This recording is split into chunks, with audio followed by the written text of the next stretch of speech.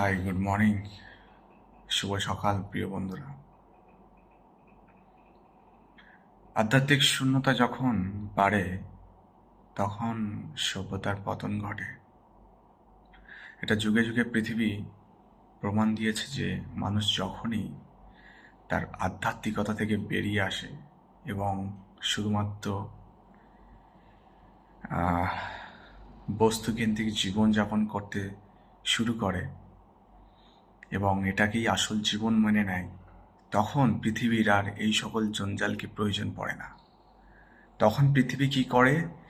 তার রাজাকারকে, পৃথিবীর মহারাজকে পরিবর্তন করে এবং পৃথিবীর মানচিত্রকে পরিবর্তন করে দেয়। জিওপলিটিক্স আজকের দিনে তাই বলছে। পৃথিবীর মানচিত্র খুব দ্রুত গতিতে চেঞ্জ হতে চলেছে। আপনারা লক্ষ্য করবেন, আজকের দিনে মানুষ কিন্তু আর সেই মানবতার খাতির নেই। শুধুমাত্র লাভ, বেনিফিট, প্রফিট। মানুষ নিজেকে কি বলা যায়, যান্ত্রিক বস্তু বানিয়ে নিয়েছে। মানুষ আর ভিতরটাকে আর দেখে না।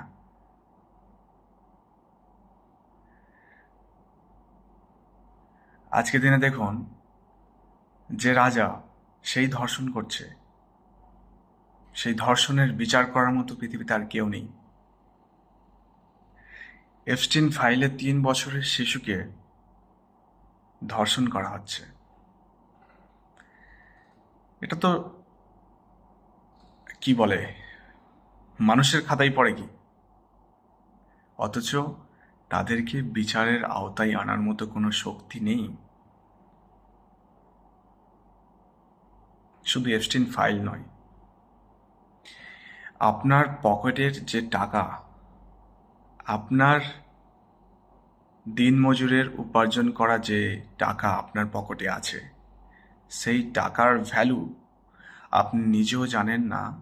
সেটা এই রাজাকাররাই নিয়ন্ত্রণ করছে। তাদের বিরুদ্ধে কথা বলার মতো পৃথিবীতে আর কোনো রাজা নেই, যে কারণে পৃথিবী চাইছে এই ধরনের রাজাকারকে পরিবর্তন করতে। ঠিক গতকাল আমাদের প্রধানমন্ত্রী আমাদের কলকাতায় এসছেন এবং বক্তৃতা দিলেন। খুব ভালো লাগলো বক্তৃতাগুলো শুনে। কিন্তু লক্ষ্য করলাম তারা কিন্তু একটা স্লোগান আর ব্যবহার করছে না। চিন্তা করলাম এটা ব্যবহার না করার কারণ কি। আপনিও চিন্তা করবেন, এই যে জয় শ্রীরাম স্লোগানটা তাদের একটা মৌলিক স্লোগান এবং বিখ্যাত সুবিখ্যাত স্লোগান, তারা আর ব্যবহার করছে না। তার কারণ কি? তার কারণ হলো এই যে স্লোগানটা অন্যান্য সম্প্রদায়কে, মুসলিম সম্প্রদায় বা অন্যান্য সম্প্রদায়কে ঐক্যবদ্ধ করতে সাহায্য করে এবং যারা অরিজিনাল হিন্দু অর্থাৎ সনাতনী, তারা এই স্লোগানটাকে হাতিয়ার রূপে পছন্দ করে না। তারা বুঝেছে যে এই স্লোগানটাকে আরএসএস প্রদত্ত সরকার, বিজেপি, তারা হাতিয়ারের মতো ব্যবহার করছে। তারা উন্নয়নের কথা বলছে। সেই উন্নয়নের উদাহরণ আমরা দেখি আমাদের পার্শ্ববর্তী যে সকল রাজ্যগুলো আছে, বিহার বা ইউপি, সেখানে কি করেছে তারা, তা তো আমরা ভালোভাবেই জানি। ভারতবর্ষের সবচেয়ে ইন্টেলেকচুয়াল পার্সোনালিটি তৈরি হয় আমাদের বাংলাতে। সেই বাংলার মানুষকে বিভিন্ন রাজনৈতিক দল তাদের মৌলিক যে ক্ষমতাকে তারা নৃশংসভাবে ধ্বংস করে দিয়েছে। আমি শুধু এর জন্য আমি দায়ী করছি না শুধুমাত্র পলিটিশিয়ানদের। সেক্ষেত্রে কিছু বৈদেশিক ক্ষমতা কাজ করেছে। ওই যারা 3 বছরের শিশুকে হত্যা করে, তাদেরই জবাই করে তাদের মাংস বিক্রি করে ম্যাকডোনাল্ডে। আবার তারাই মানবতার কথা বলে। তারাই আপনাকে বলে যে আপনাকে শেখাতে চায় যে নারীর স্বাধীনতাটা কি। তারা বলে যে আপনার দেশের নারী স্বাধীন নয়, তারাই বলে ইরানের নারীরা স্বাধীন নয়। আসলে তাদের চোখে নারীদের স্বাধীনতা হলো উলঙ্গপনা। আপনি চিন্তা করুন, আপনার বাড়ির মহিলা, আপনার বাড়ির বোন, আপনার বাড়ির মা, তার স্বাধীনতাকে আপনি কতটা প্রাধান্য দিতে চান? আপনি কি দেখতে চান যে তারা উলঙ্গ হয়ে ঘুরে বেড়াক? এটাই কি আসল স্বাধীনতা? কিন্তু এই স্বাধীনতার নামে যে মানুষকে মানুষ থেকে বাইরে বের করে দিচ্ছে, মানবতা থেকে অনেক দূরে পৌঁছে দিচ্ছে, এটা তাদের একটা প্রি প্ল্যান। এটা আজকের দিনে নয়, এটা বহু বছর ধরেই তারা যেখানেই কলোনি করেছে, যেখানেই আধিপত্য বিস্তার করেছে, সেখানের যে কালচারকে তারা ডাইভেট করার চেষ্টা করেছে। এবং এই যে আমেরিকান বা ইউরোপিয়ান কান্ট্রিতে এদের ইতিহাস দেখলে দেখবেন এরাই সব থেকে অসভ্য জাতি ছিল পৃথিবীতে কয়েক শতাব্দী আগে। এখন তারা আপনাকে শেখায় যে স্বাধীনতা কি, নারী স্বাধীনতাটা কি। আর এই আমাদের যে রাজনৈতিক দল বিজেপি,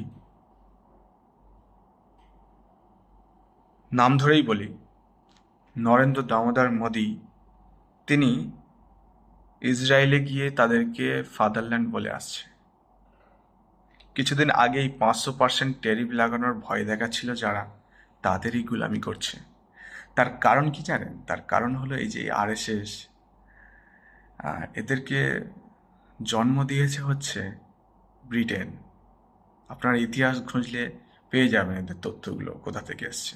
তারা বারংবার এই ভারতবর্ষের বিরুদ্ধে গিয়ে, ভারতবাসীদের বিরুদ্ধে গিয়ে ব্রিটিশকে চিঠি পাঠিয়েছে বিভিন্ন রকমভাবে নিজেদেরকে বাঁচানোর জন্য। তো আজকের দিনে এই যে আরএসএস প্রদত্ত রাজনৈতিক দল বিজেপি, আপনারা যারা হিন্দুরা আছেন ভাই, তাদেরকে বলি, আপনারা যদি ভাবেন যে তারা আপনাদের মাসিয়া, তারা আপনাদেরকে নিরাপত্তা দিতে আসছে এবং তাদের কাছে আপনি নিরাপদ হবেন, এটা যদি আপনি ভেবে থাকেন, তাহলে আমি মনে করি আপনারা পড়াশোনা কিছুই করেন না এবং আমাদের বাংলার যে সংস্কৃতি, যেটা বজায় রাখার কথা, সেটা আপনারা হারিয়ে ফেলেছেন। আপনাদের নিজস্ব ক্ষমতাকে আপনারা হারিয়ে ফেলেছেন। বাংলাকে দখল করার ক্ষমতা কোনো বৈদেশিক রাজনীতি থাকতে পারে না, এটা আপনাকে খেয়াল রাখতে হবে। প্লাস তার সঙ্গে একটা বিষয় বলেই দিই যে সাপ তাড়াতে গিয়ে কুমির নিয়ে আসবেন না। অন্তত সাপকে ঠেকানোর জন্য আমরা আমাদের লাঠিটাকে ব্যবহার করতে পারি, কিন্তু কুমির যখন আধিপত্য বিস্তার করবে, আপনি কিন্তু আর সেই কুমিরকে ঠেকাতে পারবেন না। আরএসএস একটা বড় প্ল্যানিং করেছে যে এই নির্বাচনে বাংলার মাটিতে একটা বড় ম্যাসাকার সৃষ্টি করবে এবং এই দাঙ্গা ফাসাদ একটা ইন্টারন্যাশনাল লেভেলে যাবে। এবং মোদির যে কিছুদিন আগে ইসরায়েলে যাওয়া এবং সেখানে গিয়ে ফাদারল্যান্ড বলে আসা এবং যে টেররিস্টকে বিতাড়িত করার কথা, এগুলো কিন্তু শুধুমাত্র মোদি বলছে না। Modi just is a surface. মোদিকে একটা লিখিতভাবে প্রোগ্রাম দিয়ে দেওয়া হয়েছে যে আপনার যাওয়া থেকে শুরু করে ওখানে প্রোগ্রাম শেষ করা পর্যন্ত আপনার কি কি কথা বলা প্রয়োজন, কি কি রিয়াকশন দেওয়া প্রয়োজন, সব কিছুর একটা প্রেজেন্টেশন আগে থেকে মোদিকে দিয়ে দেওয়া হয়েছে। আর সেই প্রেজেন্টেশনকে যদি গুরুত্ব না দেয়, যদি সেইভাবে কথা না বলে, তাহলে বাংলাতে বিজেপি আসতে পারবে না।